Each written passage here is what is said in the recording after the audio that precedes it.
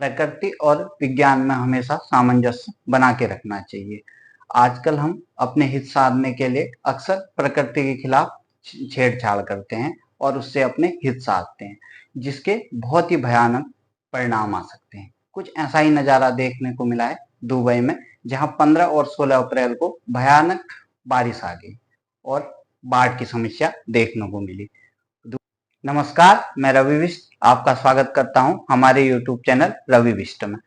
जैसा कि आप जानते हो, दुबई और गल्फ कंट्री ज्यादातर रेगिस्तानी इलाका है और गल्फ कंट्रीज में इस समय भयानक बाढ़ की स्थिति पैदा हो रखी है।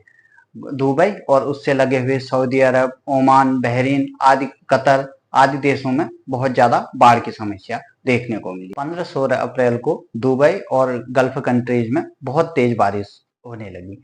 इसका कारण क्लाउड सीडिंग को बताया जा रहा है। 15 और 16 अप्रैल को केवल दुबई में इतनी बारिश हुई कि सारा रेलवे स्टेशन, प्लेटफॉर्म और सभी पूरे शहर में पानी ही पानी हो गया।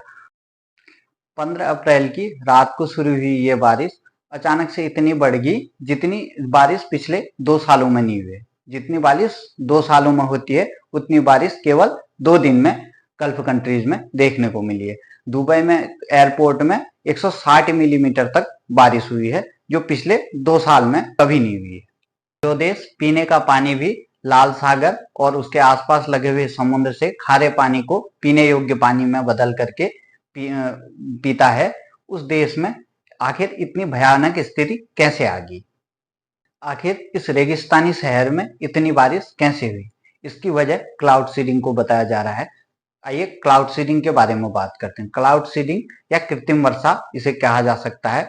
यह ऐसी प्रक्रिया है जिसमें बादलों से कृत्रिम रूप से बारिश कराई जाती है, जिसमें बादल प्राकृतिक होते हैं परंतु उसमें कुछ ऐसे तत्व मिलाए जाते हैं जिसकी वजह से बारिश की जाती है।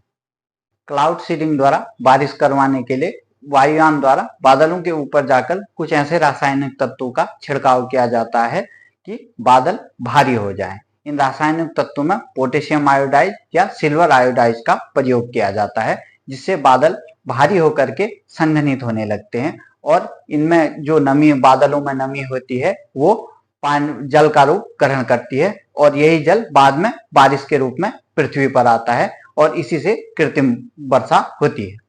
दोस्तों, ऐसा नहीं है कि ये इस प्रणाली का पहली बार प्रयोग किया गया है। इससे पहले भी क्लाउड सीडिंग तकनीक द्वारा बारिश कराई जा चुकी है। यूएई में 1990 से इस तकनीकी का प्रयोग किया जा चुका है। 2021 में भी जब यूएई का तापमान 50 डिग्री से ऊपर पहुंच गया था, तब तापमान को कम करने के लिए कृत्रिम वर्षा की जाती है। और इसके अलावा चीन, अमेरिका ऐसे कई 50-60 देशों में इस तरह की प्रणाली उपयोग की जा चुकी है। भारत में भी आईआईटी कानपुर द्वारा इस प्रणाली का सफलतम प्रयोग किया जा चुका है। दोस्तों, दुबई पूरी तरह मास्टर प्लान द्वारा बनाया गया शहर है। उनने कभी कल्पना भी नहीं की होगी कि इस तरह की बाढ़ या इस तरह की बारिश इस गल्फ कंट्री में, जहां की पूरा इलाका रेगिस्तानी है, जहां 20 मिलीमीटर से भी कम की बारिश होती है, वहां पर हो जाएगी, जिसका अंदाजा उन्हें वहां के इंजीनियरों को कभी भी नहीं था। इसलिए उन्हें नालियों की व्यवस्था बहुत कम मात्रा में की, या कहें कि ना के बराबर की है। इलाका पूरा रेगिस्तानी है और यहाँ इस तरह की बाढ़ की उम्मीद भी नहीं की जा सकती और इसी वजह से यहाँ का जो ड्रेनेज सिस्टम है वो पूरी तरह फेल हो गया और इसी कारण यहाँ बाढ़ की जैसी समस्या उत्पन्न होगी।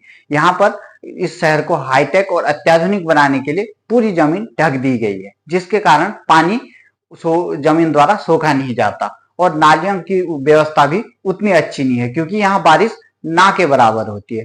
आखिर जितनी बारिश पूरे 2 साल में होती है वो बारिश 2 दिन में होगी। इसी कारण यहाँ का पूरा ड्रेनेज सिस्टम अस्त व्यस्त दिखा और जिसके कारण ये हालात पैदा हो गए।